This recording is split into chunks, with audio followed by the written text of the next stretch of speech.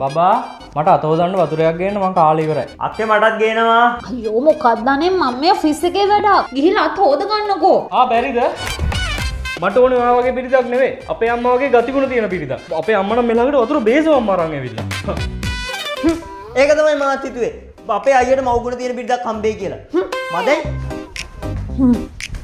මව්ගුණ තියෙන පිරිඳක් නේ. හරි හරි. කොහෙද යන්නේ? ක්‍රිකට් ගහන්න. කොල්ලෝ ටික ග්‍රවුන්ඩ් එකේ ඉන්නේ. ක්‍රිකට් ගහන්න? මොන ක්‍රිකට්?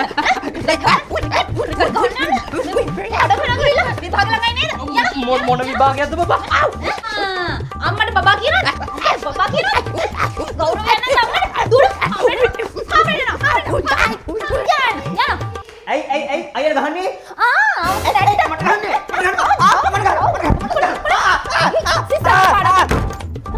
ආව මෙතන.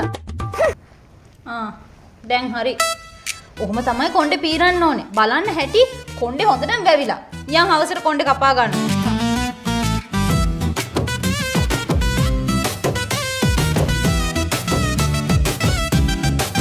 මගේ සුදු මැණික කෑවද? කෑවේ නෑ? අයියෝ ඔයා කනකම් මම කන්නෙත් නෑ. කන්නකෝ බබා. කොහෙවත් නැතිච්ච කලකම් ඉන්න ළමයි හැදෙම. දුර ගිහින් කන. ඇටෙන් පොත්තෙන් එළියට එන කලින් තේල් ගහගෙන.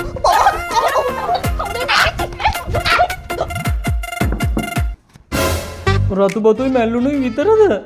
පරිප්පුවක් නැද්ද? රතු බතුයි මැල්ලුනේ කියන්නේ කොච්චර ගුණදායක කෑමක්ද කියන්නකෝ.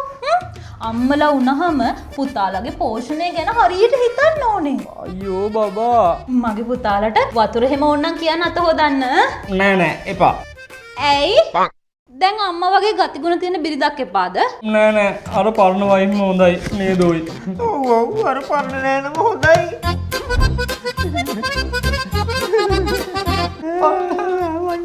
මංජුක්ක කොහෙද?